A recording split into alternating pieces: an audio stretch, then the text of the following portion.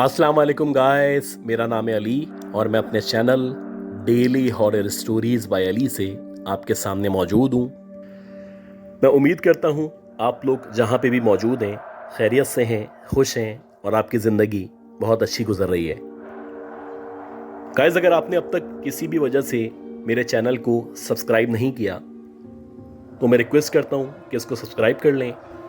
हो सके तो अपनी कम्युनिटी में, अपने दोस्तों में, अपने सर्किल में इसको शेयर करें। इसके साथ साथ अगर आप अपनी स्टोरी शेयर करना चाहते हैं, you are more than welcome. WhatsApp कर सकते हैं, ईमेल कर सकते हैं या अपनी आवाज़ में रिकॉर्ड करके भेज सकते हैं। बस आप इंश्योर कर लें कि जब आप रिकॉर्डिंग करें तो वहाँ पे किसी भी किस्म का शोर या डिस्टॉर्शन मौजूद ना हो। गाइस, आज की जो पहली स्टोरी है, ये स्टोरी बहुत ही इंटरेस्टिंग स्टोरी है और ये स्टोरी बेसिकली एक मैसेज है तमाम नौजवानों के लिए। इससे पहले कि हम स्टोरी की तरफ बढ़ें, मैं आपसे रिक्वेस्ट करूंगा कि अगर आपने इसको अब तक लाइक नहीं किया तो लाइक कर दें। गाइस, आज की जो पहली स्टोरी है, ये स्टोरी कासिम साहब ने भेजी है और कासिम भाई इससे पहले भी बहुत सारी स्टोरीज शेयर कर चुके हैं।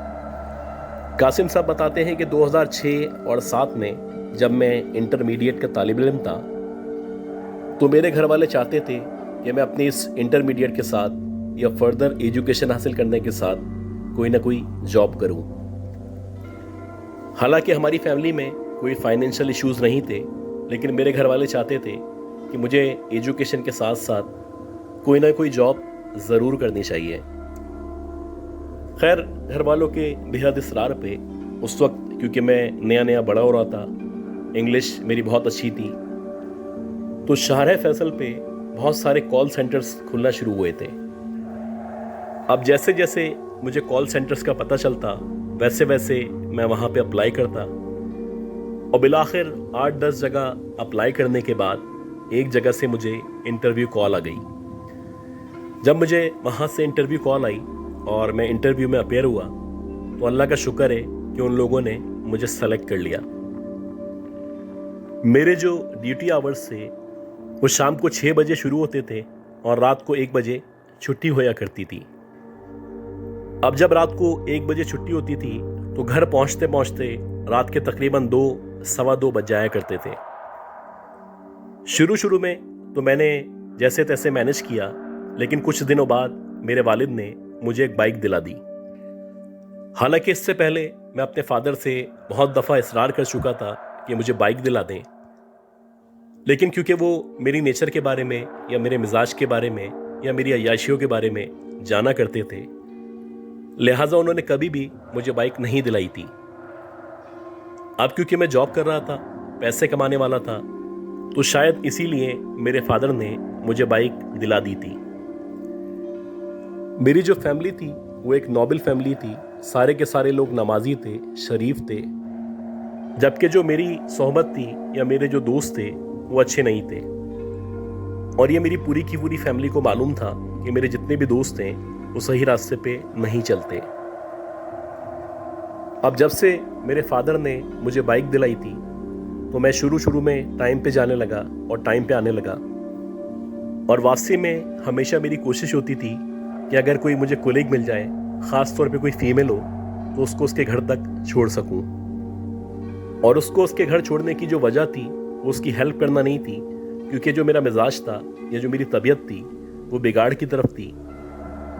लिहाजा मैं हमेशा प्रीफर किया करता था कि अगर कोई फीमेल मेरे साथ बाइक पे बैठ सके। इसी तरह 10-15 दिन गुजर गए और इत्तेफाक से किसी के साथ भी ना आना हुआ ना जाना हुआ।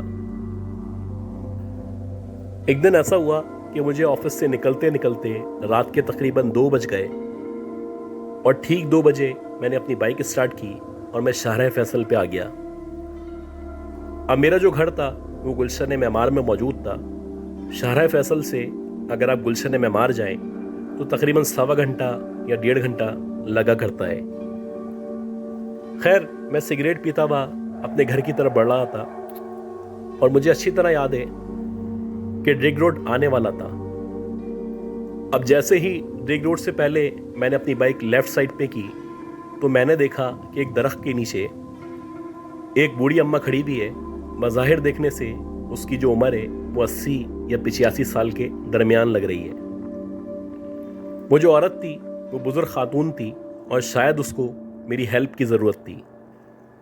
वो मुसलसल लिफ्ट मांगने का इशारा कर रही थी, लेकिन पता नहीं मेरे दिल में क्या आया, मैंने सोचा कि इसको बिठाना ठीक नहीं है। मैंने उसको इग्नोर किया और इग्नोर करने के बाद उसके सामने से होता हुआ डिग रोड से लेफ्ट साइड पर मुड़ गया। अब जैसे ही डिग रोड से मैं डालमिया चौरंगी की तरफ जा रहा था तो मेरे जहन में मुसलसल ये चल रहा था कि मैंने आखिर उसको लिफ्ट क्यों नहीं दी। हालांकि वो एक बड़ी उम्र की औरत थी, मजबूर औरत थी, हो सकता है किसी परेशानी में हो। खैर, मैंने इन ख्यालात को एक तरफ झड़का और अपने घर की तरफ मुसलसल बाइक भगाता रहा। 1 से 1.5 घंटे के अंदर मैं अपने घर पहुंच गया और घर जाके मैं फ्रेश हुआ। फ्रेश होने के बाद मेरी मदर ने मुझे खाना दिया और मैं सो गया। अब जब मैं अगले दिन सो के उठा तो मेरे जहन में ना वो औरत मौजूद थी, ना लिफ्ट वाला वाकया मौजूद था और मैं फ्रेश होके सीधा ऑफिस चला गया। इसी तरह जब मैं अगले दिन ऑफिस से वापसी निकला तो इत्तफाक से रात के 1:30 बज रहे थे और आज भी मैं आधे घंटे लेट हो चुका था। मैंने सिगरेट जलाई। सिगरेट जलाने के बाद वापस मैं शारे फैसल से गुजर रहा था तो जब मैं ऐन उसी पॉइंट पे पहुंचा जिस पॉइंट के ऊपर कल रात मुझे एक बूढ़ी अम्मा नजर आई थी जो मुझसे लिफ्ट मांग रही थी और जिसको मैंने लिफ्ट नहीं दी थी, तो मैंने देखा कि आज उसी पॉइंट पे उसी दरख्त के पास एक लड़की खड़ी हुई है जो कि बज़ाहिर देखने से बहुत खूबसूरत लग रही है, बहुत ज़्यादा तैयार हुई भी है, लेकिन वो लिफ्ट का इशारा नहीं कर रही। हालांकि उसने लिफ्ट नहीं मांगी थी, लेकिन उसके बावजूद भी मेरा जो दिल था वो एकदम से कहने लगा कि मैं इसके आगे जाके बाइक रोक दूं। और ऐसा ही हुआ। ऐन उसके सामने मैंने बाइक रोकी और ब्रेक लगा दी है। अब जो एक ओबाश लड़कों का तरीका हुआ करता है कि किसी भी लड़की या किसी भी औरत के सामने जाके बाइक को या अपनी गाड़ी को रोक देते हैं और वेट करने लगते हैं कि कब वो लड़की या औरत इनकी गाड़ी में आके इनके साथ बैठ जाए। तकरीबन 5 मिनट तक मैं वहाँ पे खड़ा रहा। मुसलसल वो जो लड़की थी ना मेरी तरफ देख रही थी ना मेरी बाइक पे आके बैठ रही थी।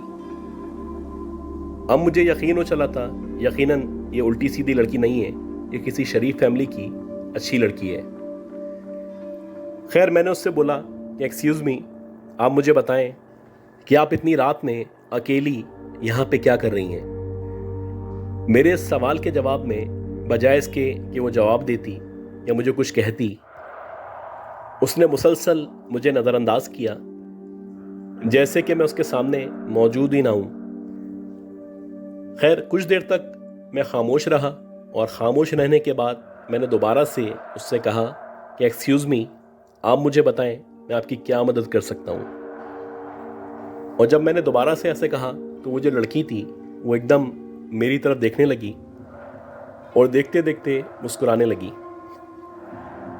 अब जब उसने मुस्कुरा के मेरी तरफ देखा तो मुझे लगा कि शायद बात बन जाएगी। खैर, जैसे ही वो मुस्कुराने लगी तो वो आके मेरी बाइक पे बैठ गई और मुझे कहने लगी कि मुझे बस यहाँ नीपा चौरंगी तक जाना है, अगर आप हो सके तो मुझे मेरे घर तक छोड़ दें। अब जैसे ही उसने ये कहा तो ऐसा लगा मेरी लॉटरी निकल चुकी है और मेरी दुआएं रंग ला चुकी हैं।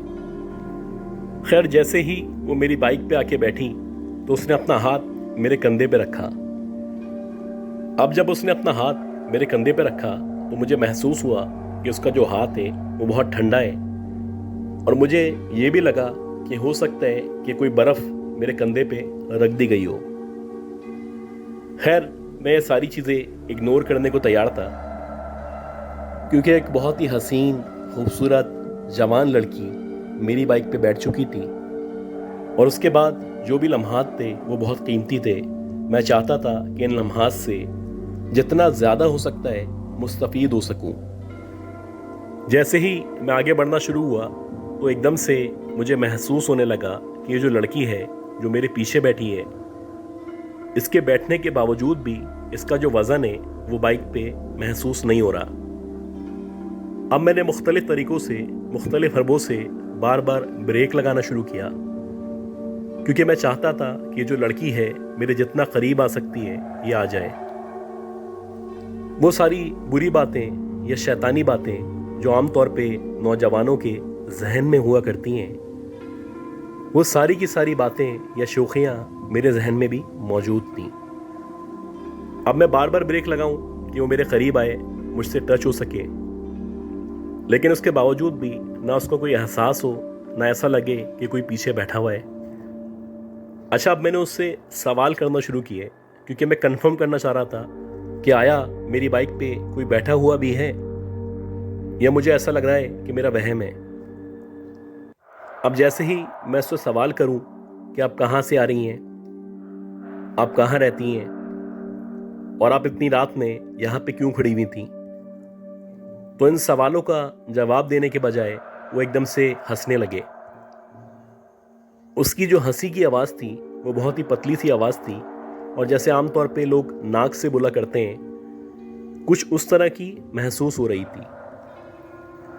अब जैसे ही मैं रेग रोड तक पहुंचा और मैंने लेफ्ट टर्न लिया, तो अब मैं मौके की तलाश में था कि कहीं पे भी मुझे रोशनी नजर आए तो मैं बाइक को रोक के इसको सही तरह देख सकूं, क्योंकि इसके हंसने की या मुस्कुराने की आवाज़ आ रही थी, लेकिन ना इसका वजन महसूस हो रहा था और ना ही इसके जिस्म का कोई हिस्सा मुझसे टकरा रहा था। खैर, जैसे तैसे अल्लाह अल्लाह करके दालमिया से पहले एक कार खड़ी हुई थी, तो मैंने सोचा कि उस कार के सामने जाके गाड़ी को रोकता हूँ या चलते चलते कार के शीशे पे देखूंगा। अगर कोई वाकई में पीछे बैठा हुआ होगा तो गाड़ी के शीशे में कम से कम उसका शेड या उसकी रिफ्लेक्शन नजर आ जाएगी। अब जैसे ही मैं गाड़ी के करीब पहुंचा तो ये एक हाईएस थी और उस पर ब्लैक शीशे लगे हुए थे। अब हाईएस के सामने जाके मैंने जानबूझ के बाइक को स्लो कर दिया, और मैंने जब शीशे पे गौर करना शुरू किया तो मैंने देखा कि मेरे पीछे बजाय इसके कि वो नौजवान, हसीन और खूबसूरत लड़की बैठी होती, एक बहुत ही बूढ़ी सी औरत है जो बैठी हुई है, और बाज़ाहिर देखने से लग रहा है कि वो 80 या 85 साल की कोई औरत है।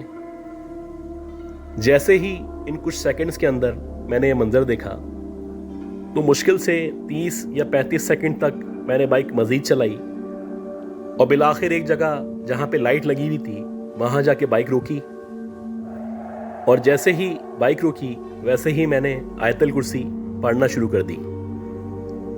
ये बताते हैं कि जैसे ही मैंने आयतल कुर्सी पढ़ना शुरू की तो वैसे ही एकदम से ऐसा लगा कि कोई झटके से मेरी बाइक से नीचे उतरा है। अब जब मैंने हिम्मत करके पलट के देखा तो मैंने देखा कि वाकई में 80 या 85 साल की कोई बूढ़ी औरत एकदम से मेरी बाइक से नीचे उतरी है, और उसका जो मुंह है वो बहुत ही खौफनाक है। उसके चेहरे पे बहुत ज़्यादा झुर्रियाँ मौजूद हैं। इसके साथ साथ उसकी जो आंखें हैं वो ब्लैक हैं और बहुत ज़्यादा चमक रही हैं। इसके साथ साथ उसके जो कपड़े हैं उनको देखने से ऐसा लगता है कि जैसे किसी कदीम ज़माने के कपड़े हैं। खैर, जैसे ही मैंने इस औरत को देखा और वो नीचे उतरी, मैंने मुसलसल आयतल कुर्सी पढ़ते हुए अपनी बाइक को दौड़ाना शुरू कर दिया। ये मेरा अल्लाह जानता है कि ये जो सफ़र था, जो कि 1 घंटे का सफ़र था, ये ऐसा लग रहा था कि ख़त्म ही नहीं होने वाला। मुसलसल मेरे ऊपर खौफ तारी था और मुझे लग रहा था कि कोई औरत मुझे फॉलो कर रही है। जितनी भी कुरानी आयत और दुआएं मुझे आती थीं मैं पूरे रास्ते पढ़ता रहा। जैसे तैसे अल्लाह अल्लाह करके जब मैं अपने घर पहुंचा तो मुझे शदीद बुखार हो चुका था, और जब आहिस्ता आहिस्ता करके मैंने उस बूढ़ी औरत पे या उसके चेहरे पे गौर करना शुरू किया तो मुझे याद आया कि ये वही बूढ़ी औरत थी जो मुझे परसों लिफ्ट मांगने का इशारा कर रही थी, और जिस औरत को मैंने उसकी एज की वजह से इग्नोर करके लिफ्ट नहीं दी थी। हालांकि मैंने आज उसी जगह से एक नौजवान लड़की को पिक किया था, लेकिन जब मैंने कुछ देर बाद उसको देखा तो वो उसी बूढ़ी औरत में तब्दील हो चुकी थी। तकरीबन 1 हफ्ते तक मुझे शदीद बुखार रहा। इस दौरानिये में मेरे वालिदैन ने ना सिर्फ डॉक्टर्स को बल्कि बहुत सारे उलमा कराम को, ख़ास तौर पे मसाजिद के इमाम को दिखाया। अल्लाह अल्लाह करके हफ्ते 10 दिन में जब मेरी तबीयत नॉर्मल हुई तो उसके बाद से मैंने वहाँ पे जॉब करने से माजरत कर ली। कैद आज की जो दूसरी स्टोरी है ये शहबाज साहब ने भेजी है, और शहबाज साहब का जो बुनियादी तौर पे ताल्लुक है वो पोर्ट कासिम से है। ये बताते हैं कि 1998 में 99 में इनके जो चचा हैं उनका एक गोडाउन था, और ये जो गोदाम था ये गुलशन हदीद के करीब मौजूद था। जहाँ पे ये इनका गोदाम था उसके करीब जवार में इत्तफाक से ना कोई घर मौजूद था, ना किसी की रिहाइश थी, और ना ही वहाँ पे इतनी रौनक हुआ करती थी। खैर, इस गोदाम के अंदर उस वक्त एक चौकीदार और उसकी बीवी रहा करते थे, और उनको भी यहाँ पे आए तकरीबन 1 महीना हुआ था। दिसंबर की सर्दी चल रही थी, और आम तौर पे कराची के मुकाबले में अगर आप गुलशन हदीद की बात करें तो वहाँ पे ज़्यादा सर्दी हुआ करती है। तो वैसे ही शदीद सर्दी चल रही थी, और ऊपर 2 कमरे जो मौजूद थे वो चौकीदार को और उसकी बीवी को दिए गए थे। अब चौकीदार का जो बुनियादी काम है उसका काम है सामान की या गोदाम की हिफाजत करना, क्योंकि अगर वो उसकी हिफाजत नहीं करेगा या उसका ख्याल नहीं रखेगा तो उसको रखने का कोई फ़ायदा नहीं है। चौकीदार बताते हैं कि एक दफ़ा ऐसा हुआ कि रात के तकरीबन 9:30-10 बजे का टाइम था। इत्तफाक से जो मेरी बीवी थी वो जल्दी सो चुकी थी। मेरी आदत थी कि रात में 9 बजे से तकरीबन 11-12 बजे तक FM सुना करता था। वैसे ही वो रात थी, मैं रेडियो सुन रहा था, और रेडियो जब मैं सुनता था तो मेरी कोशिश होती थी कि ज़्यादातर गाने सुनूं। गाने सुनते सुनते एकदम से मुझे ऐसा लगा कि नीचे से जहाँ पे गोदाम मौजूद है सामान के गिरने की या सामान को घसीटने की आवाज़ आ रही है। अब कुछ देर तक मैं ऐसे ही ऑब्जर्व करता रहा, और जब मुझे यकीन हो चला कि वाकई में कोई है जो नीचे मौजूद है, तो सबसे पहले मैंने अपनी बीवी को उठाया, और जब मेरी बीवी उठ गई मैंने उसको कहा कि ये जो दरवाज़ा है इसको लॉक कर लो, और जब तक मैं वापस नहीं आऊँ इस दरवाजे को नहीं खोलना। उसके बाद मैंने गन ली, और गन लेने के बाद सीधा छत पे से होता हुआ नीचे की तरफ जाने लगा। ये बताते हैं कि जैसे ही ये स्टेयर्स से नीचे की तरफ मुड़ा तो उसने देखा कि स्टेयर्स के ऊपर ही 4 बच्चे तकरीबन 7 या 8 साल की उम्र के बैठे हुए हैं। अब जैसे ही उसने इन बच्चों को देखा तो वो सोचने लगा कि आखिर ये कौन बच्चे हैं और कहाँ से यहाँ पे आ गए हैं। खैर, जैसे ही इसने बच्चों को देखा तो उसने ऊपर से ही एक आवाज़ लगाई कि तुम लोग कौन हो और यहाँ पे कैसे आ गए हो। ये सुनने के बाद वो जो बच्चे थे उन्होंने कोई जवाब नहीं दिया, और वो बज़ाहिर ऐसा बिहेव करने लगे कि जैसे उनको आवाज़ नहीं आ रही। चौकीदार ने जब उनका ये रिस्पॉन्स देखा तो उसको गुस्सा आने लगा, और वह कहने लगा कि अगर मेरी बात नहीं सुनोगे तो मैं तुम्हें गोली मार दूंगा। जैसे ही चौकीदार ने ऐसे कहा तो वो जो 4 बच्चे थे एकदम से खड़े हुए, और खड़े होने के बाद चौकीदार की तरफ बढ़ने लगे। अब चौकीदार समझा ये छोटे बच्चे हैं, भला इसका क्या बिगाड़ सकते हैं। खैर, चौकीदार बताता है जैसे ही वो बच्चे मेरे करीब आने लगे तो जैसे जैसे वो स्टेयर्स पे चढ़ रहे थे वैसे वैसे उनके जो कद थे वो बढ़ते चले जा रहे थे, और तकरीबन 12 से 15 सीढ़ियों का रास्ता था। जब तक वो मेरे पास या मेरे करीब पहुंचे तो उनके जो कद थे वो तकरीबन 6-6.5 फीट के बड़े लड़कों या मर्दों के बराबर हो चुके थे। उनकी जो जिसामत थी वो भी तब्दील हो चुकी थी, और इसके साथ साथ इन सब बच्चों की जो आंखें थीं वो मुकम्मल तौर पे सफ़ेद हो चुकी थी। अब जैसे ही वो इसके बिल्कुल करीब आ गए तो वो चारों के चारों बच्चे इसको देख के हंसने लगे। चौकीदार को अंदाज़ा हो चुका था कि इसके सामने जो मखलूक मौजूद है वो इंसान नहीं है, वो या तो छलावे हैं या जन्नात हैं। चौकीदार बताता है कि उसने बड़ी हिम्मत से काम लिया और मुसलसल आयतुल कुर्सी पढ़ना शुरू की। जैसे जैसे वो आयतुल कुर्सी पढ़ रहा था वैसे वैसे वो जो बच्चे थे वो मज़ीद उसके करीब आने से या आगे बढ़ने से रुक चुके थे। इसी दौरानिए में चौकीदार वापस पलटा और जितना तेज हो सकता था अपने कमरे की तरफ भागा, और अपने कमरे के अंदर पहुंचने के बाद उसने सुकून का सांस लिया। ये बताते हैं कि इनका जो ये गोडाउन था या गोदाम था, इस गोदाम के बहुत सारे पुराने किस्से भी हैं जो इनके पास मौजूद हैं, और ये किसी भी दिन टाइम निकाल के हमें ईमेल करेंगे, और जैसे ही ये हमें ईमेल करेंगे तो ये सारे वाकयात मैं आपके साथ शेयर कर दूंगा। उम्मीद करता हूँ जो स्टोरीज मैंने शेयर की हैं ये सारी स्टोरीज आपको पसंद आई होंगी। दुआ करें कि अल्लाह ताला मुझे, मेरी फैमिली को, आप सबको, हम सबको सेहत दे, जिंदगी दे, सलामती दे। मेरी अगली अपलोड तक के लिए अपना ख्याल रखिएगा। अल्लाह हाफिज़।